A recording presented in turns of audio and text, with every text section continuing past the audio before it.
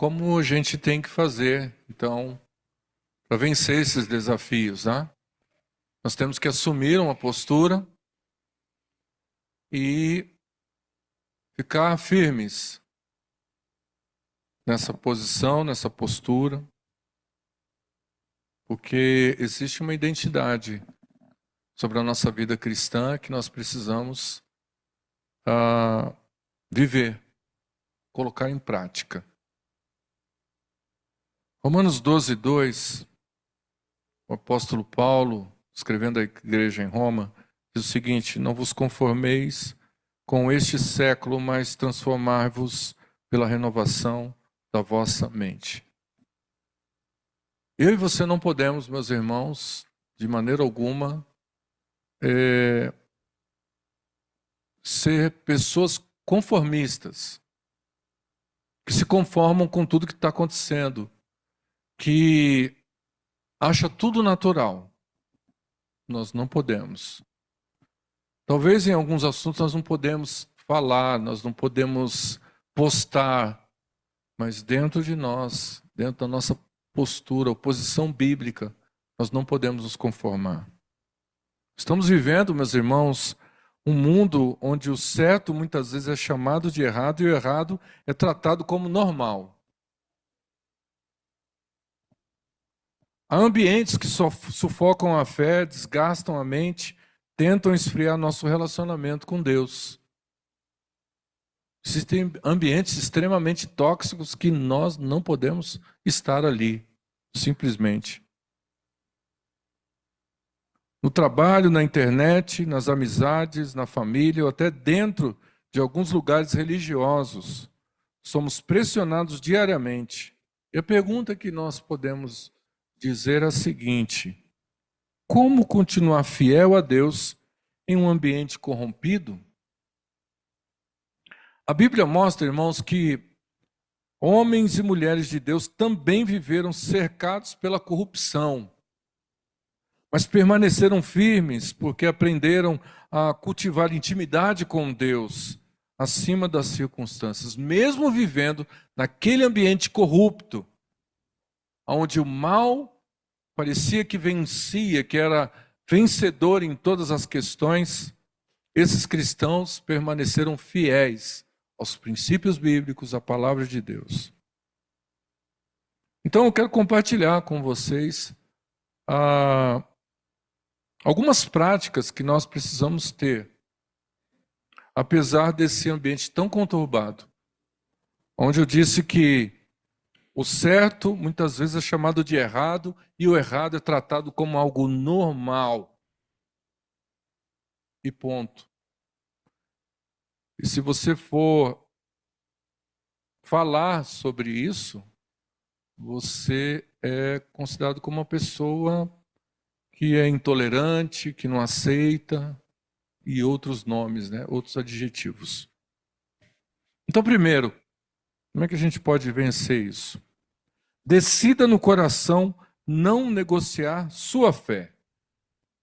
Nós temos um exemplo de Daniel no capítulo 1, versículo 8, que apesar de Daniel estar sobre o domínio de um rei incrédulo, ele teve uma posição. Olha só, resolveu Daniel firmemente não contaminar-se com as finas iguarias do rei, nem com o vinho que ele bebia. Então pediu ao chefe dos eunucos que lhe permitisse não contaminar-se. É posicionamento. Onde nós estamos inseridos hoje na sociedade, no trabalho, em qualquer lugar, nós precisamos, nós não podemos negociar a nossa fé. Não podemos abrir mão desse exemplo que Daniel deu aqui. Tentaram mudar o nome de Daniel, cultura, costumes, identidade espiritual, mas antes de enfrentar a Babilônia, Daniel tomou uma decisão dentro do coração. A questão que muitas pessoas negociam sua fé, na igreja são cristãos, lá no trabalho é uma outra pessoa, em casa uma outra pessoa. É porque dentro do coração elas ainda não decidiram assumir a sua posição ou a sua fé cristã. Elas estão indo na mesma vibe que o mundo está indo. O problema de muitos não é apenas o ambiente externo, mas a falta de posicionamento interno. Isso eu não posso, isso eu não devo. Ah, mas todo mundo está indo para cá. Não, eu não devo ir para cá. Todo mundo está falando disso. Só você que vai ficar fora? Pode ser só eu que fique fora disso. Quem não define limites, irmãos, espirituais, acaba absorvendo os valores do ambiente. E muitas vezes o ambiente contamina os cristãos. Eles vão na mesma tocada. Nem tudo que é normal no mundo é aceitável diante de Deus. Precisamos aprender a dizer não sem medo. Santidade não é isolamento, é posicionamento. Segundo, mantenha uma vida constante de oração. Como é importante manter uma vida de oração. Não apenas momentos de orações. Nós temos aprendido em verdades básicas, a gente tem que separar um momento, e eu tenho dito aos irmãos, além de você separar esse momento de forma muito especial, tenha uma vida de oração, orando o tempo todo. Daniel, no capítulo 6, é o nosso exemplo, então. Versículo 10. Daniel, pois, quando soube que a escritura estava assinada, entrou em sua casa e em cima, no seu quarto, onde havia janelas abertas do lado de Jerusalém, 3 vezes por dia, se punha de joelhos e orava e dava graças diante de Deus, de seu Deus, como costumava fazer. O ambiente ao redor de Daniel mudou, mas sua rotina com Deus não mudou. Ele tinha sido, diante do decreto do rei, impedido de orar, mas ele não deixou de orar. Isso é uma coisa interessante. Porque muitas pessoas, quando ouvem algumas leis, algumas mudanças, elas dizem, não, puxa, então agora não vão poder mais fazer isso. O segredo de permanecer firme em ambientes tóxicos é possuir um lugar secreto forte. Quem ora apenas quando está desesperado, dificilmente suportará tempos difíceis. Eu e você precisamos ter uma vida de oração, irmãos. Uma vida de oração traz intimidade com Deus. Faz com que eu abra o meu coração a Deus. Se você só ora quando vai dormir e quando levanta e tudo bem, ou então uma vez na semana quando vem à igreja, então você não conhece Deus. Porque nós conhecemos a Deus lendo a sua palavra, conhecendo o seu caráter, e conhecemos de forma muito íntima, de forma espiritual, orando a Deus. Quando você não ora a Deus, você fica com a mente flutuando, divagando em pensamentos, em desespero, em necessidades, e você podia muito bem estar orando naquele momento, colocando tudo isso diante do Senhor. Muitas pessoas colocam para as outras o que está sentindo, e isso não é errado. Mas essas pessoas nunca chegam em primeiro lugar diante de Deus para colocar as suas aflições, suas angústias, seus medos. Elas preferem passar tudo isso para alguém de carne e osso do que passar para Deus. E aí se inverte a prioridade.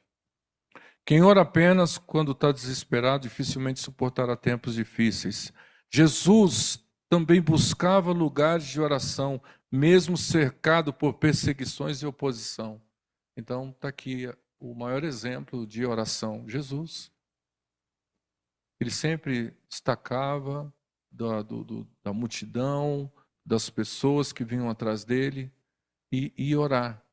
Se Jesus se destacava para orar, por que nós não temos feito isso com muito mais frequência? Lucas capítulo 5, versículo 16, apoia isso que nós estamos falando. Ele, porém, se retirava para lugares solitários e orava. De vez em quando você precisa ir para um lugar de paz para você poder orar. Escolha o seu lugar. Oração diária fortalece a mente e o espírito. Ambientes ruins tentam contaminar você. A oração limpa a sua alma. Quem anda perto de Deus consegue discernir o que está destruindo sua fé. E olha, por experiência própria, todas as vezes que a situação apertou, todas as vezes que eu me vi pressionado, que eu fui diante de Deus para poder orar, foram momentos maravilhosos. Eu pude abrir o meu coração, eu pude ouvir Deus falar o meu coração, eu pude ver em que situação eu estava inserido. Foi ótimo. Terceiro, não permita que o ambiente apague sua identidade espiritual. Nós temos um exemplo de Pedro no capítulo 2, versículo 9.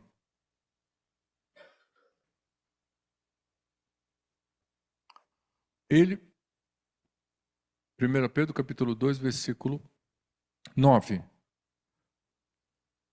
Vós, porém, sois raça eleita, sacerdócio real, nação santa, povo de propriedade exclusiva de Deus, a fim de proclamardes as virtudes daquele que vos chamou das trevas para a sua maravilhosa luz.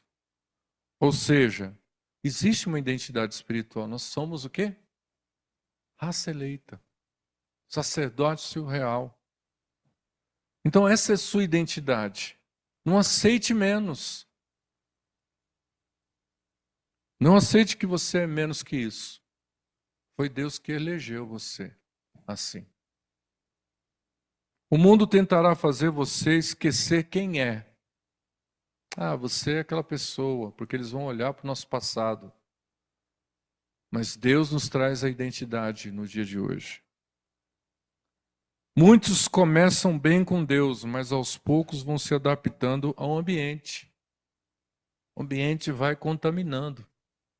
Alguns dizem assim, não, mas eu não sou contaminado pelo ambiente, não. Eu tenho personalidade, eu tenho caráter, eu sou cristão, eu sou firme com Deus. O ambiente muda sim. Porque aquilo vai batendo de forma consecutiva e todos os dias. Isso vai doutrinando o seu coração e a sua mente, a ponto de você acabar fazendo coisas assim. Começam tolerando pequenas coisas, depois esfriam espiritualmente. Depois perdem o temor. E quando percebem, estão distante de Deus. Aí a desculpa que é, qual é?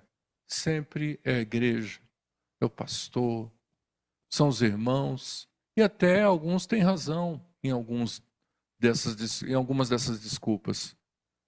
Mas a verdade é que ela já começou se esfriar espiritualmente.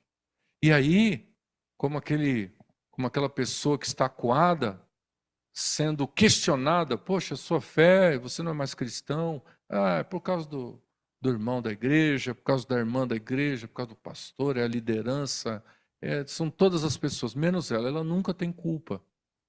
Todo mundo está notando a sua frieza espiritual, o comportamento, a ausência, isolamento, estão afastando ela da comunhão com Deus, da comunhão com a igreja.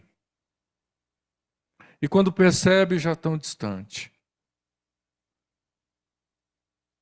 Sua identidade não vem da cultura, das pessoas, das circunstâncias. Sua identidade vem do Senhor. De que maneira eu posso aplicar isso? Como aplicar? Você tem que se identificar então. Você pertence a Deus e você precisa dizer, eu pertenço ao Senhor, eu pertenço a Deus. mesmo vivendo em um mundo corrompido. Não aceite ser moldado pela pressão das pessoas. Seu caráter deve refletir Cristo. Não aceite as pessoas dizerem, não, você tem que fazer isso aqui, ó, tem que fazer isso aqui. Parece que a mensagem que Deus está nos dando hoje, eu pude ouvir lá em casa. Você tem que fazer isso aqui, ó, faz isso aqui, ó. Porque já tem um tempo, então você tem que fazer isso. Nós não temos que fazer nada, irmãos, a não ser agradar ao Senhor. Fazer aquilo que agrade ao Senhor. Cuidado com essas pressões. Essas pressões podem fazer você pecar, você desviar, você negociar a sua fé, negociar a santidade na sua vida. E isso é terrível. 4. Escolha bem quem influencia a sua caminhada. É muito importante, irmão. Um dia, a minha filha Camila estava dizendo assim, pai, quando você conversa com uma pessoa com um nível, e não discriminando nível, mas quando você conversa com uma pessoa de um posicionamento, né? Vamos tirar a palavra nível, porque isso desqualifica, isso é meio separatista, mas quando você conversa com uma pessoa inteligente, uma pessoa temente, uma pessoa que está ali se esforçando para buscar a presença do Senhor, você é influenciado por essa pessoa de forma positiva. E ao contrário também. Quando você anda junto com pessoas que têm temor, você sempre está sendo edificado, você sempre está sendo orientado. Isso é muito bom.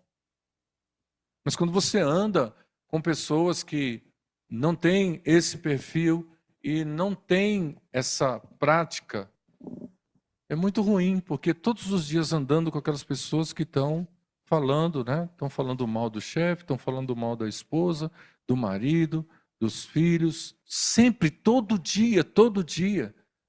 Isso vai influenciando o seu coração. Olha no Salmo, capítulo 1, versículo 1 e 2. Olha que interessante o salmista nos ensinando aqui nessa noite. Bem-aventurado o homem que não anda no conselho dos ímpios, não se detém no caminho dos pecadores, nem se assenta na roda dos escarnecedores. Antes o seu prazer está na lei do Senhor, e na lei medita dia e noite. Agora, voltando para o primeiro verso ali, olha, feliz, a palavra bem-aventurado significa feliz, o homem que não anda no conselho dos ímpios. Quantos crentes a gente se depara seguindo o conselho do ímpio? Olha, faz isso, faz aquilo. Não tem uma base bíblica. Não está disposto a aconselhar de forma conciliadora. Isso é terrível. Ouvir isso da boca de um ímpio é mais terrível quando a gente ouve isso da boca de um cristão. Não se detém no caminho dos pecadores. Não está ali seguindo, dando like para gente que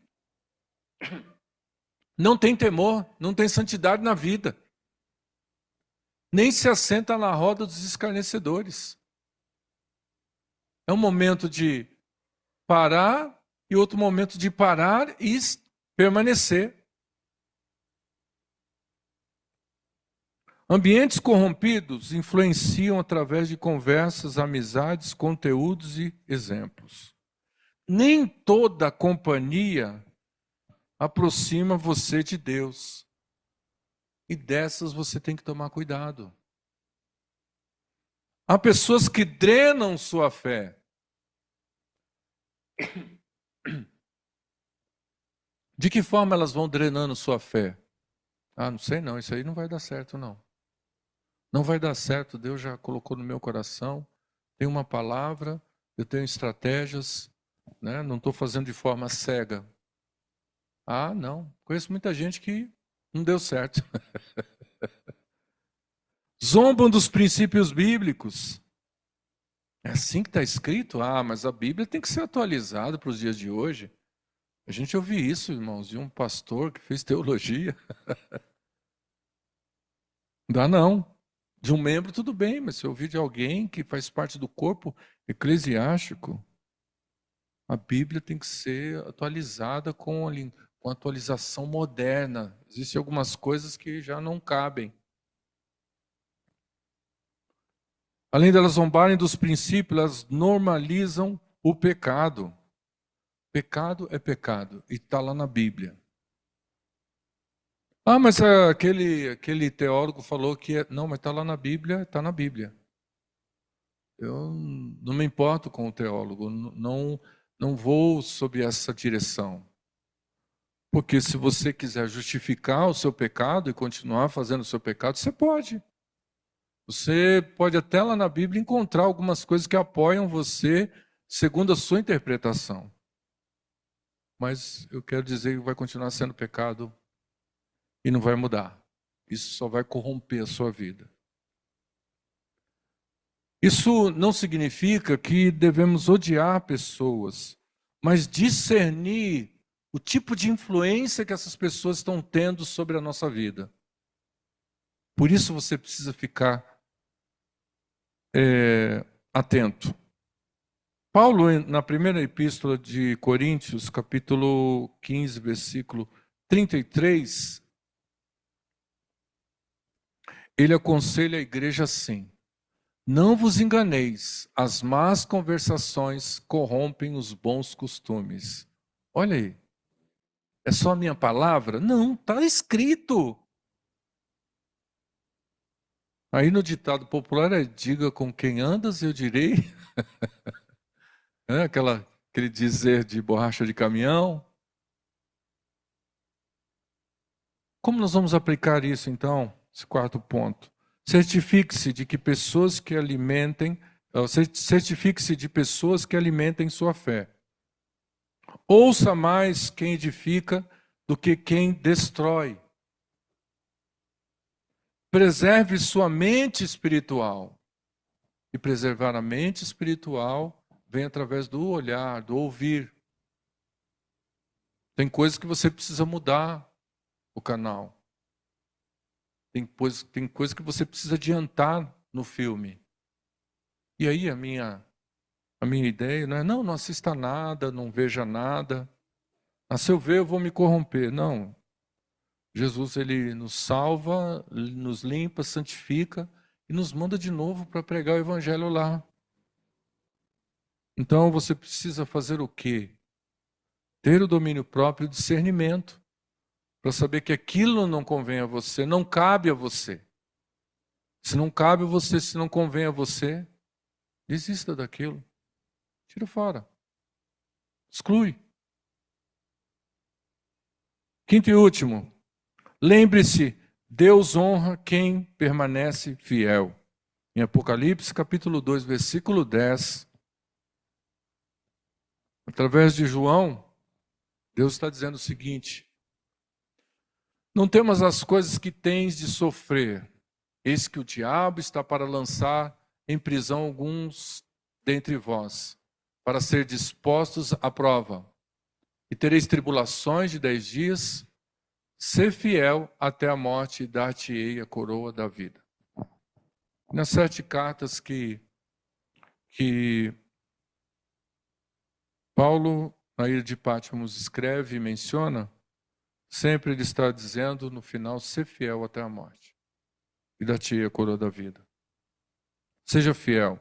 Ser fiel em um ambiente corrompido não é fácil. Às vezes você será criticado, rejeitado ou incompreendido, mas Deus vê cada luta silenciosamente, ou cada luta de forma silenciosa. Seja fiel, irmão. Não negocie. É porque o outro mentiu, enganou, você vai fazer o mesmo. Não faça. Cada tentação vencida, cada renúncia, cada oração, cada lágrima escondida José permaneceu fiel no Egito. Daniel permaneceu fiel em Babilônia. E Jesus permaneceu santo em um mundo cheio de pecado.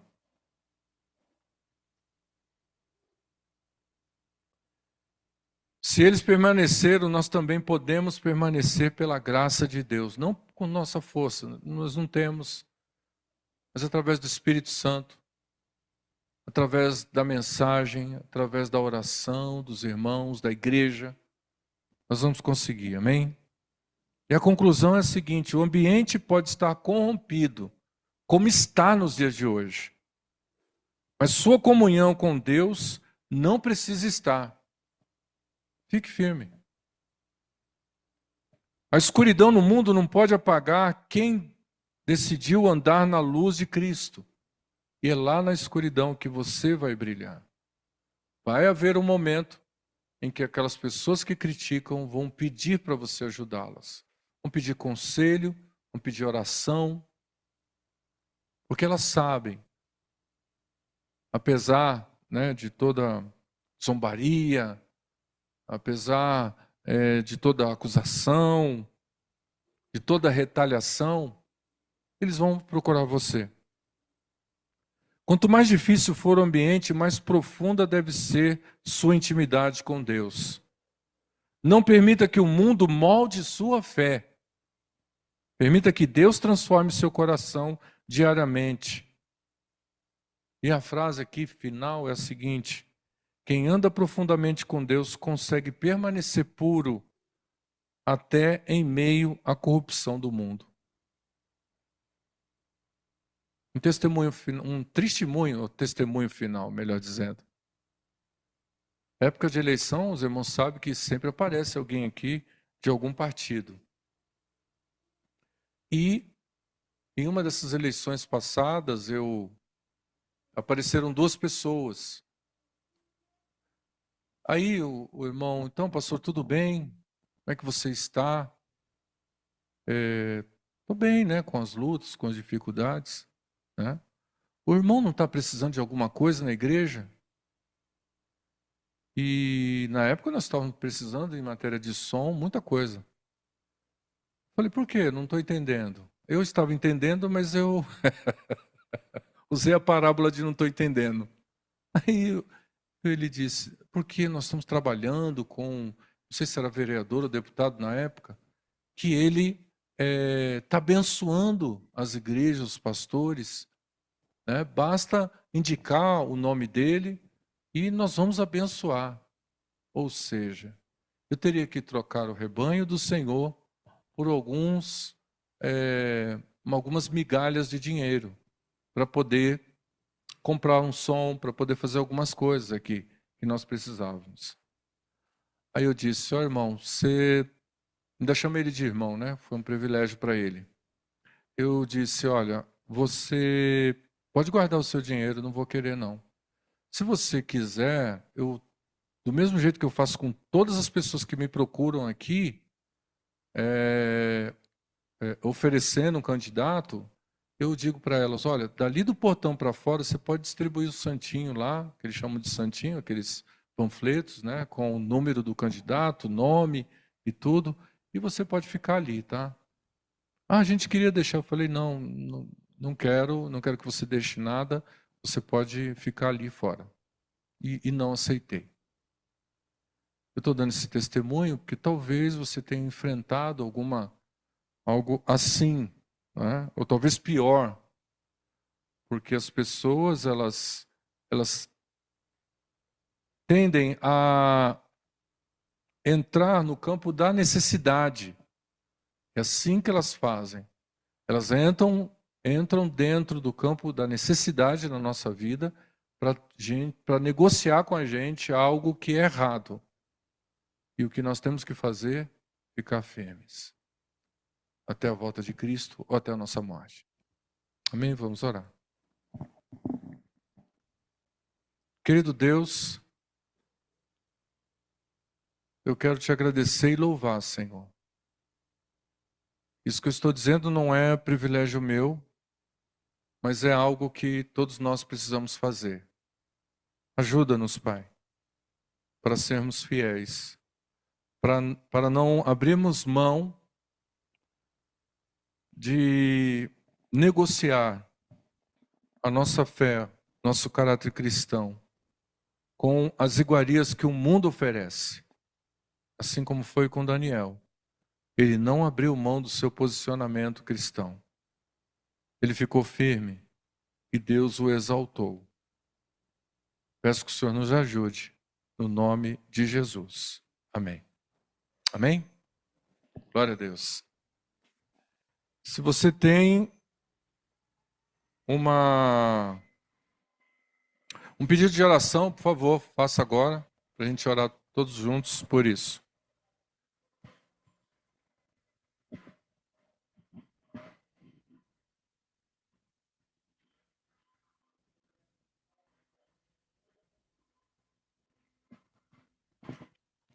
Só um minutinho que o nosso caminhão ali, coleta ali, passou, fez um barulhão. Pode falar.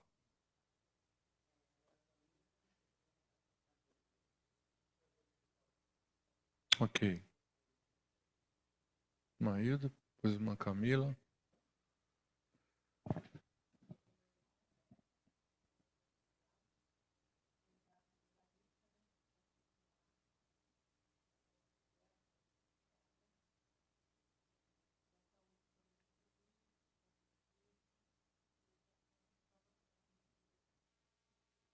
Tudo bem. Uma Camila.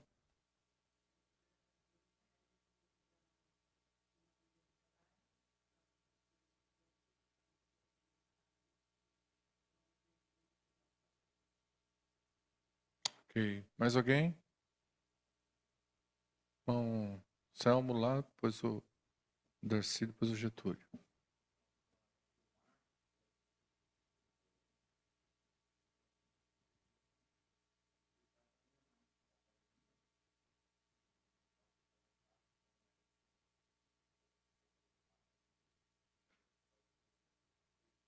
Uhum. Vamos orar por isso. Uma Su.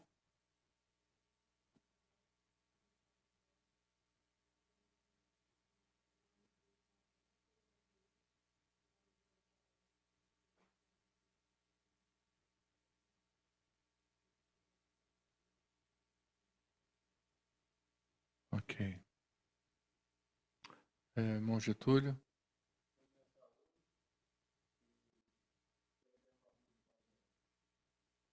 Tudo bem.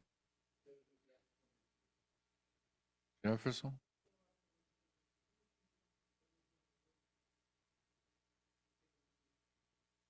Mais alguém?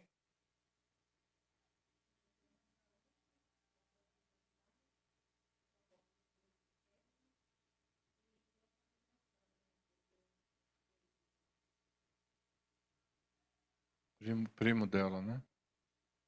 Mais alguém? Wilson?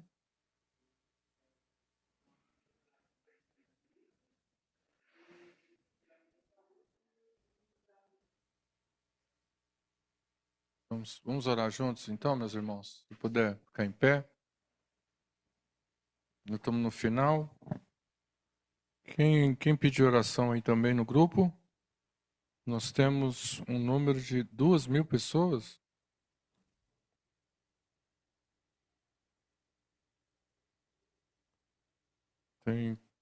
Tem 4. Falta só 1.996. Tem problema, pela fé, o olhar da fé, né? Deus, em nome de Jesus, te louvamos, Senhor, por tua palavra e a forma que o Senhor nos orientou. Agora, Deus, recebe, Senhor, cada pedido de cada irmão e irmã feito aqui, nesse momento, Deus, diante do teu altar, suprindo essas necessidades, alcançando os enfermos e os curando. Ó Deus Todo-Poderoso, libertando o oprimido, o cativo, aquele que está preso, salvando, Senhor, vidas que estão longe dos teus caminhos, longe da da comunhão com a igreja, efetivamente. Ó Deus, faz os teus milagres, Senhor, em nome de Jesus. Nós cremos no Deus de milagre e que pode fazer milagres de forma sobrenatural. O milagre da conversão, da cura, cura de um câncer, cura de qualquer problema, de qualquer doença. Ó Deus, o Senhor é poderoso.